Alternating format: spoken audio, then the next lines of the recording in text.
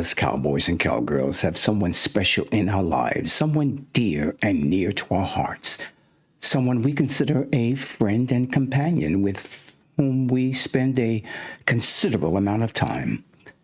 In fact, we spend so much time at the barn that our significant others that we leave at home can become quite irritable and even jealous of the relationship that we have with our horses. Unless they are in the game or connected to it in some way, it's sometimes difficult for them to understand that horses are not just pets. They are our buddies, our partners, our friends and companions, and that was every bit of what Sankofa was to me. Someone that I could even trust with my life. In today's episode, I will introduce you to Sankofa, who used his instincts to keep me safe, his personality to win the hearts of those whom he allowed to either sit on him or simply pet him, and his Arabian spirit, strength, and stamina to take on the task of taking me on the journey of a lifetime.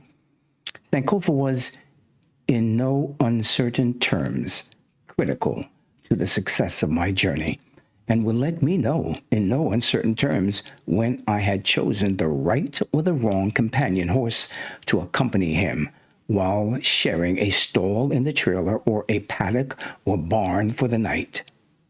For the first time in the 12 years of our partnership, it was on this journey that I saw the other side of him, a side he had never shown, and we'll get into that soon.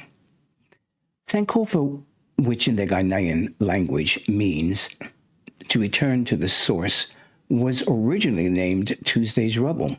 The reason he was named Tuesday's Rebel was because, one, he was foaled or born on a Tuesday, and secondly, he gave his dam, or his mother, such a hard time during the delivery period that Tuesday's Rebel seemed to be an appropriate name for him. His rebelliousness, however, continued up until the age of 4 months when he was weaned or separated from his dam or mother. The reason for putting him in a separate paddock was in order to begin his training and feeding program. That is, without the interference of his mother. However, Tuesday was not ready to be weaned and continuously kept jumping over the 4-foot fence to get back to her. This was something I should have remembered but had forgotten. Thus, his owner, a woman who at that time was up in age and who couldn't contain him, was willing to let him go at that young age. Even at that time, I was envisioning the ride of a lifetime and his role in it, and he was renamed Sankofa. Again, the naming of Sankofa had its significance in that, in revisiting through the commentaries of historians, the contributions of African ancestors to making America great, those commentaries were akin to returning to the source. Of course, these were the commentaries that would be left on the website during the journey. And the source, of course, was the African ancestors themselves. As mentioned in previous episode, the previous episode, because it was only one, if I wanted to know about those contributions, I needed to go to the library because they weren't in the textbooks or on the movie channel or the big screen, although they should have been.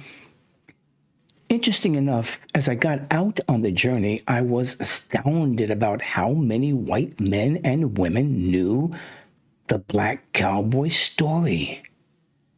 Well, unfortunately, that could be interpreted as a sad commentary on what has often been seen as merely a cliche, which is that if you don't want someone to know about it, put it in a book. How many people would actually take the time to read my commentaries was not a major concern to me. I was doing the journey, as a way of repaying the lifelong debt that I owe to those who sacrificed to make my life enjoyable and comfortable. And if only one person read the commentaries and benefited from them, I've done good work. So now, you know that the idea was circling in my brain for years before it actually happened. But as you also know, no good things come to those who wait, and waiting for Sankofa to mature emotionally and physically enough to have withstood the physical and emotional pressure that he was able to endure was worth the wait. It was without question that the 12-year relationship, Sankofa and I fermented a bond. And that bond between us mirrored a trust factor, and we were equal shareholders in the journey. To begin with, Sankofa was a beauty of a horse. His breeding was from the Arabian saddlebred family of horses. His coloring was buckskin with brown points. In, um, that is to say that his mane, his tail, and the stockings on his four legs were in sharp contrast to the rest of his golden hair body. His head didn't droop and was held high, which in part was because, as in most Arab breeds, the sort of rounded lump that you would see on most horses' back, close to where the horse's neck would begin to rise, that point being called a wither, was visibly not there in most Arab breeds. In most Arab breeds, how close the neck is to the withers, it gives the appearance that there is not a wither and that his neck is rising from his back. What gave Sankofa his elegance, though, was that his neck, while held high, his head arched downward, which gave him a look of elegance and proudfulness, which was the horse that he was. Those were Sankofa's physical attributes. To top it off, there were his calm demeanor and unique personality, including his gentle nature with children. I can vividly recall how, during the trail, hundreds of children came out of the school that we approached to see Sankofa, and you know how excited children can sometimes be. They push themselves uncontrolled by the teachers and surrounded us. I mean, the children came on all sides of us and began stroking his head, his neck, his face. And the children behind, of course, wanted to do the same thing. So everybody pushed forward, and there were literally inches of space between us and the children. One step to the side would have been on the foot of a child.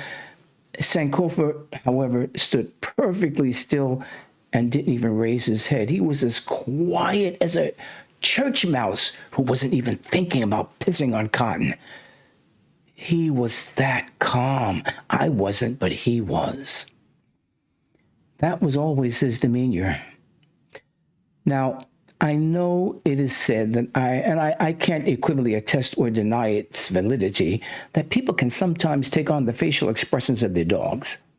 And I'm curious to know if anyone can attest to whether or not horses can take on the personality of their owners. I'm calm, and I'm wondering if he just took that personality from me or what? Just curious. Put a comment down below if you know.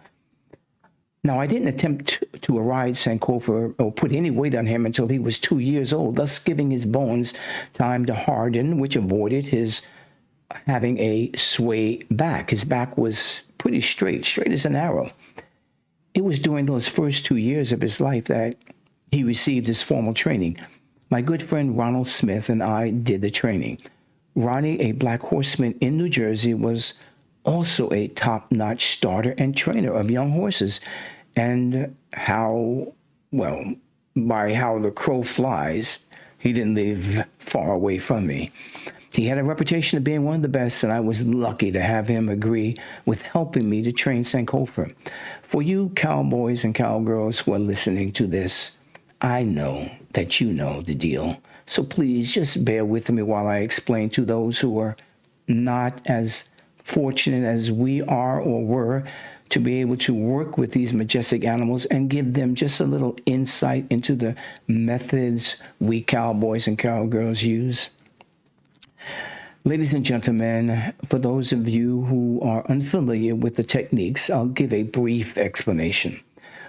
The methods that Ronnie and I used were not out of the norm and consisted of only groundwork and not from the back of Sankofa.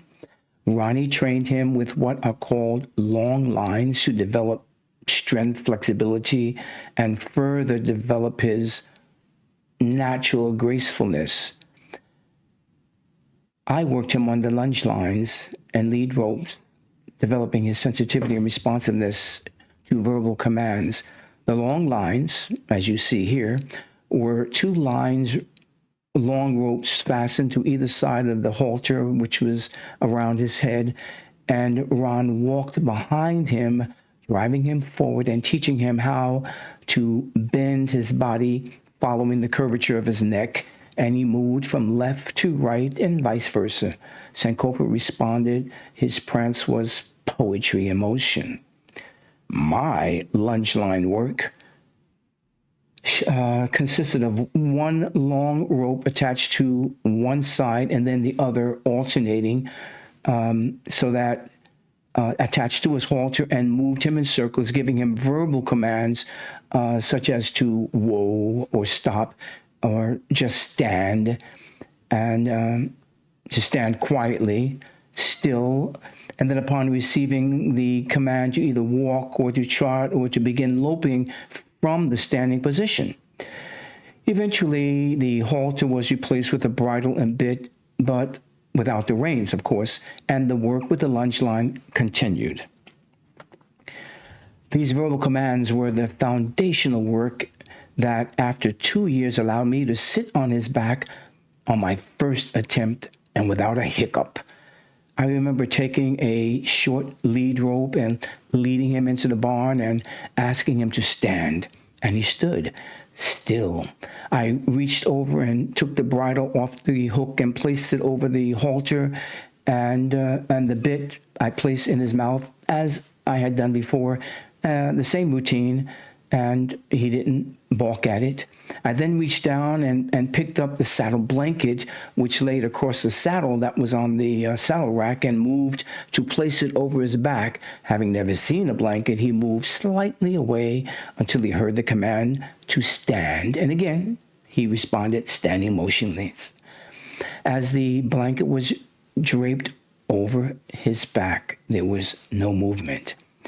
There was no further reaction, and I gently let the lead rope fall to the ground while still attached to the halter, of course, and I picked up the saddle, and as I lifted the saddle, moving toward him to place it on his back, again, he moved slightly to his right, away from the saddle. Again, I gave him the command to stand, and again, he responded, stood perfectly still, and the saddle was placed on his back. He allowed me to reach up under his belly for the girth strap and bring it from one side to the other, and then tighten it snugly around his belly to hold the saddle in place. Now was the test to determine if 20 months of training would pay off in dividends. What would be his reaction when he felt weight on his body? Would he take off, jump, rear up, spin in circles, or just to get the weight off? I wasn't quite sure, but I thought I would be convinced that he wouldn't do that. And I started mounting, stepping into the stirrup. He felt my weight, and for a moment took several steps to the side until he heard stand. It was done. He stopped moving. I sat in the saddle, picked up the reins that had been placed across his withers, gave him the command to walk, and as the saying goes, the rest was history. Earlier on in his training, Ronnie recognized that his configuration, temperament, and responses to his long line training gave him the potential of becoming an excellent carriage driving horse that could pull 2 or 4-wheel carriages. So some years later, I eventually decided to send Sankofa to an Amish horse trainer to fine-tune him to a buggy or to a carriage. After 2 weeks, in his what was supposed to be a 1-month training program, I went to bring him back home. I kept receiving phone calls from his Amish trainer informing me that the several unsolicited purchases were inquiries for Sankofa. Apparently, people who had seen him during his training sessions were so impressed that he became a horse in demand, and the price kept climbing. These inquiries raised concerns, and so I did the next best thing. I went and got my horse before he could become a horse missing in action, so to speak. For the next 8 years, he was my pleasure horse for trail rides, parades, and a schooling horse for my youngest daughter. No one else was permitted to get on him. Ronnie didn't even ride him. By the time the journey began, Sankofa was 12 years old and well prepared to serve as both a companion and a partner on the challenging trek. What I'm going to share with you now was, for me, my number one priority on the journey, and that was the ability to address and hopefully prevent any health issues with my horses while on the trail. Therefore, several months prior to departing, I contacted Dr. Carrie A. Williams, an equine extension specialist at the Rutgers University New Brunswick campus, and Mary Ann Brewer, a therapeutic equine professional located in Pemberton, New Jersey. Dr. Williams, as well as Mary Ann, in addition to their professional qualifications, were themselves horse owners and event competitors. They graciously embraced my project and offered their assistance. The several therapeutic sessions conducted with Mary Ann Brewer concerned the mental and emotional health of the horses while on the journey and required that I transport my horses to South Jersey to participate in therapeutic sessions. There, our discussions and exercises were specific to the 10 qualities of horsemanship. Mary Ann emphasized such things as how the attitude of the human is probably the most significant or the most important thing to the horse. She placed emphasis on human engagement with the horse and how it should be positive, progressive, and include a belief in the horse's natural point of view. Discussions and methods of applying these qualities of feeling and timing and balance as three separate qualities linked together would enhance and enrich human communication with the horse.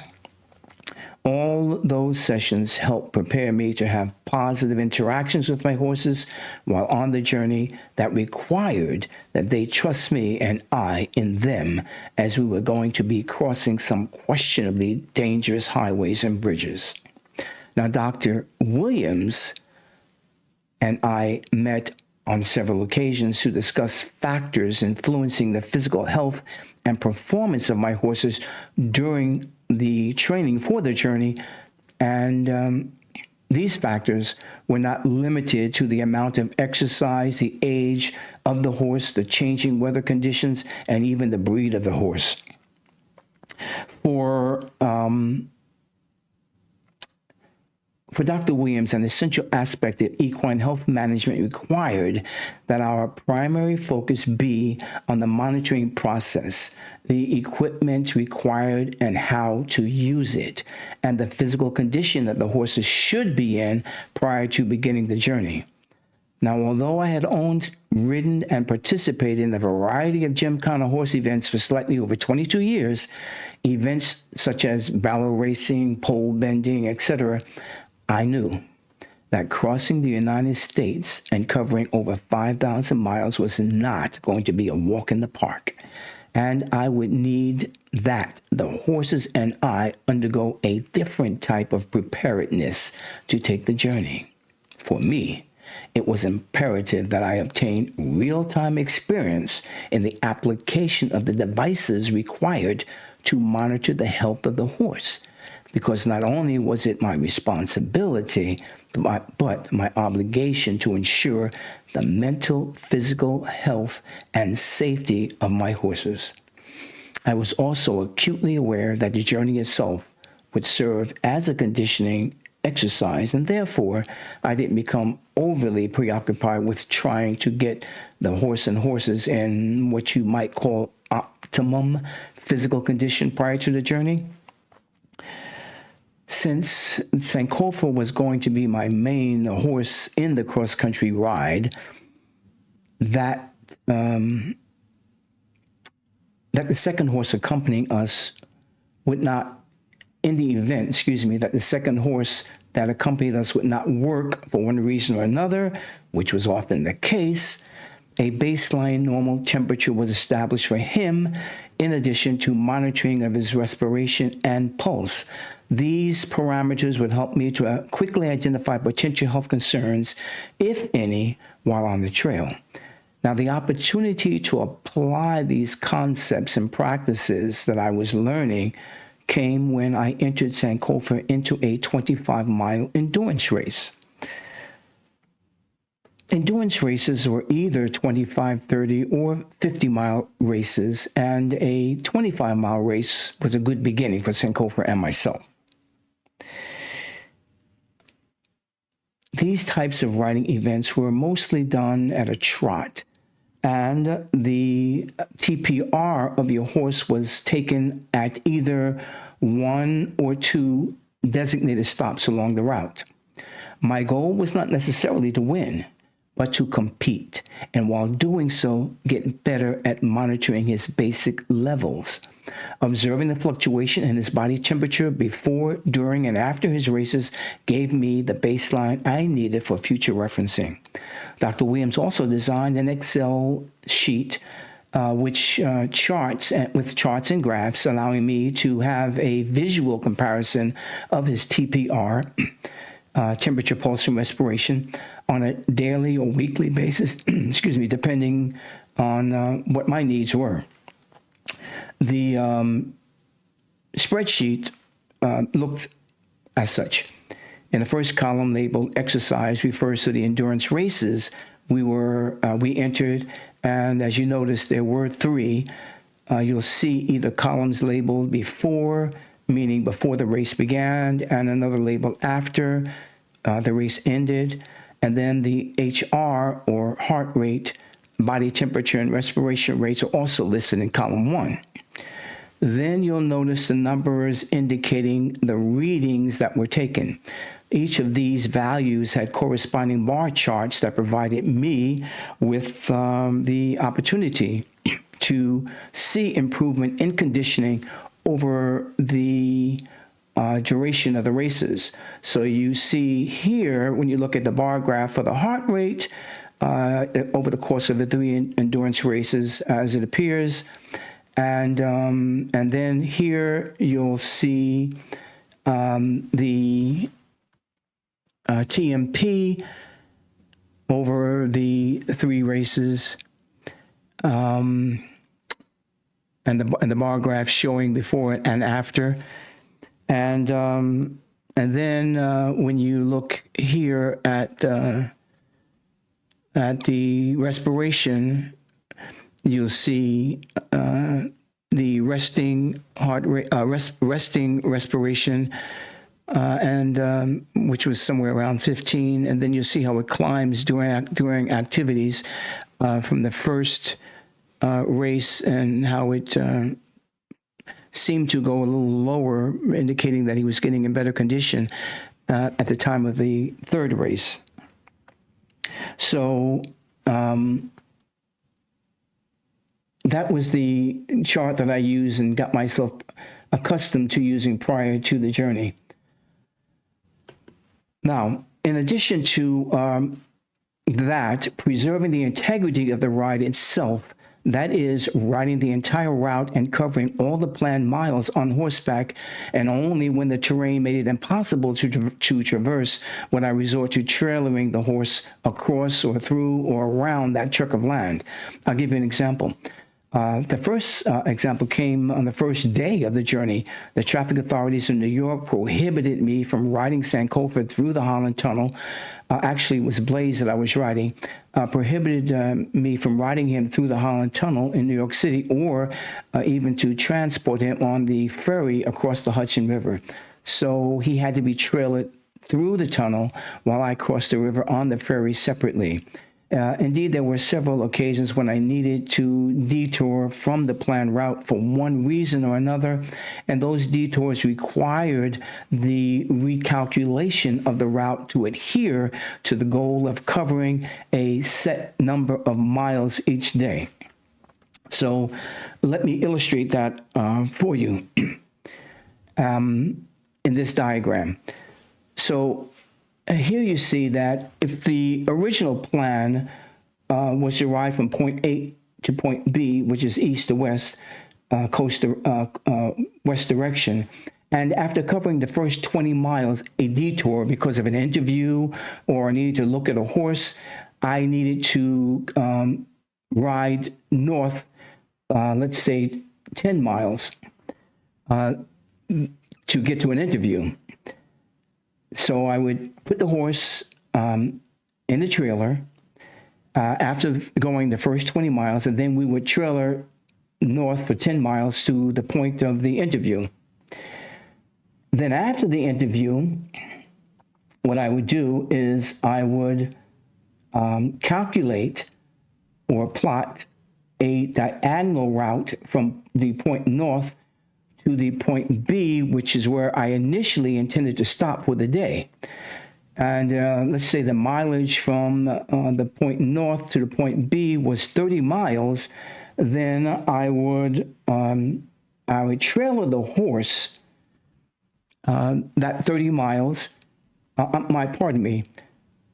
The mileage was going to be 50 miles rather from the interview point to point B. So what I would do is I would trailer the horse 30 miles, and then I would take the horse out and then ride the horse the other 20 miles. And what that would do is allow me to cover the entire 40 miles, which was the objective for today. And these recalculations continued all throughout the journey. So again, it was the integrity of the ride that and riding the mileage that I wanted to cover that was also important to me. So these adjustments and methods ensured that the daily mileage targets were met, allowing me to stay committed once again to the journey's objectives of riding the miles.